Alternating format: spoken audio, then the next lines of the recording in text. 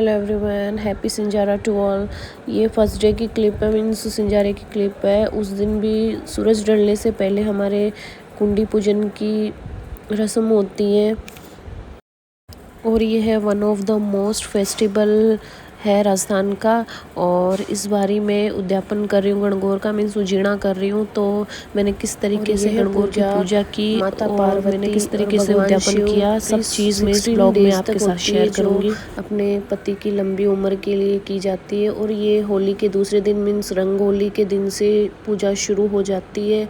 और जो होली दहन होती है उसकी राख की 16 पिंडियाँ और 16 पिंडलियाँ गोबर की बना के उनको भगवान शंकर और हमारे इधर 16वें दिन इन्हीं जवारों और से गणगौर का पूजा की उद्यापन जाती करना है। जरूरी होता है। उसके बाद में 16 डेज पूजने की ज़रूरत नहीं होती है। लास्ट डे आप पूज सकते हैं। उसके बाद में उद्यापन के बाद में कोई डर नहीं रहता है और इस पूजा का। और शीतलाष्टमी के दिन में दीवार पे बनाई जाती है गणगौर, या फिर कुम्हार के यहाँ से प्रतिमाएं लाई जाती है।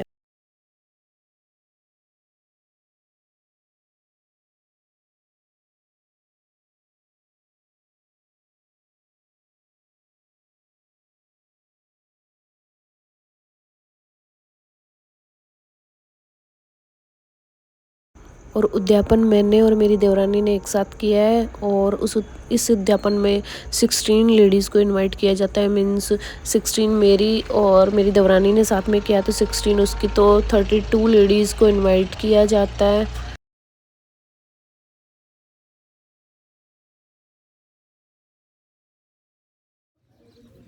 हेलो एवरीवन, कैसे हैं आप सब। आई होप सब मस्त होंगे, बढ़िया होंगे, फिट होंगे। मैं भी बहुत अच्छी हूँ।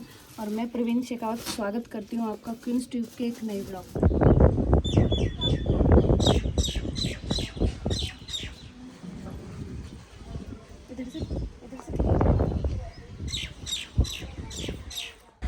इनको गुने या फल बोले जाते हैं जो गणगौर पूजन के टाइम गणगौर जी के आगे चढ़ाए जाते हैं। और ये मैरिड लेडीज़ के 8 होते हैं जो 4 गणगौर जी को चढ़ाने होते हैं, 4 अपने को रखने होते हैं। और अनमेरिड लेडीज़ के 16 होते हैं जो 8 गणगौर जी को चढ़ाएंगी और 8 अपने पास रखेंगी। और ये सेकंड डे भी कुंडी पूजन होता है। इसके बाद ही हम गणगौर पूजा के लिए जाते हैं। और ये कुंडी पूजन का रिवाज मेरे पियर साइड में मैंने नहीं देखा है, और सब जगह के अपनी अलग अलग स्पेशलिटी होती है।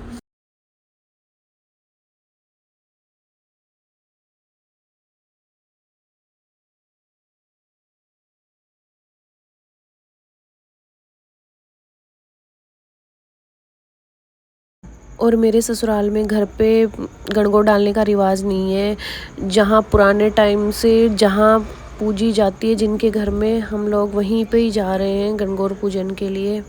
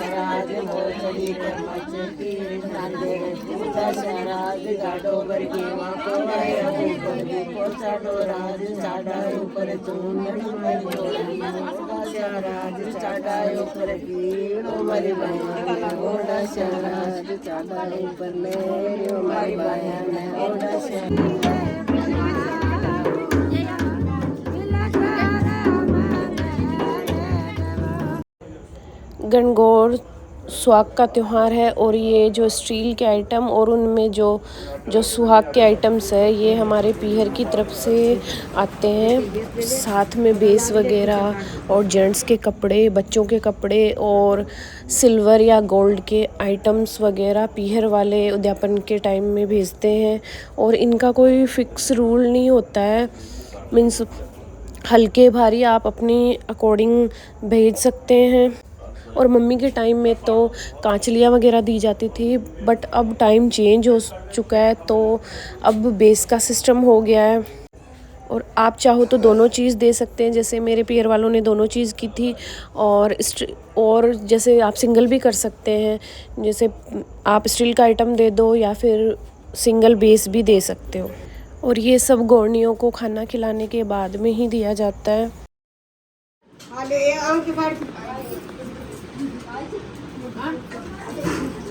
दो दमर दोगे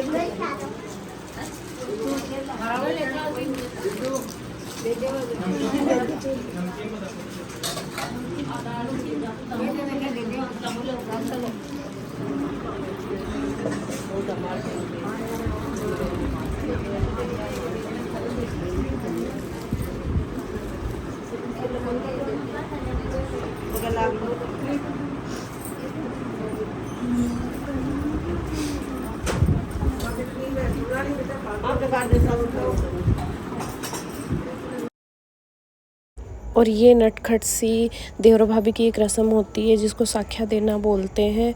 और ये इस कान पकड़ के उनसे बुलवाया जाता है कि मेरा उद्यापन पूरा हुआ या नहीं हुआ। और उसके बाद ही जब वो बोलते हैं उसके बाद ही उद्यापन पूरा होता है और उसके बाद ही हम लोग खाना खा पाते हैं।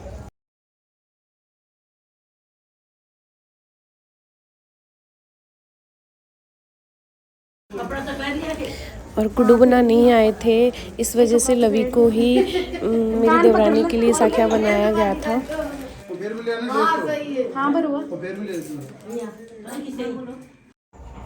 और मेनू में बुंदी का रायता, पूड़ी और दाल का हलवा था, पनीर की सब्जी थी, दाल थी, नमकीन थी और चक्की हमने रखी नहीं थी, भूल गए थे हम लोग।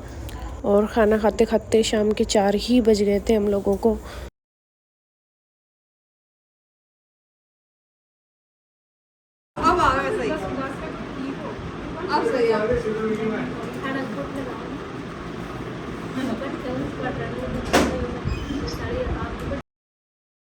और बड़े बुआ सा हुक्म को आज ही जाना था क्योंकि उन्होंने नवरात्रे बिठाए हुए थे तो वो रुक नहीं सकते थे। और हम लोगों ने जो कपड़े दिए थे वो उनका दिखावा किया हुआ है यहाँ पे। और बड़े पुप्पू सा हुक्म भी साथ में पधारे थे।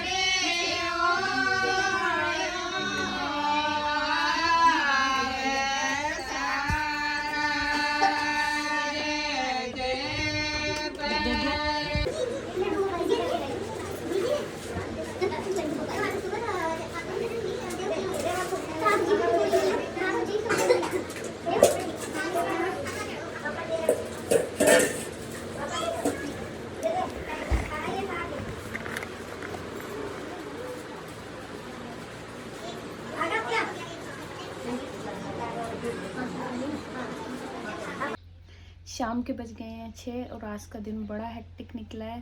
और मेरे से जितना भी हुआ मैंने शूट किया है, मीन्स मैंने तो नहीं, मैंने शूट करवाया है छोटी छोटी क्लिप्स। और चलो आपको बाहर का गांव का माहौल दिखाती हूँ।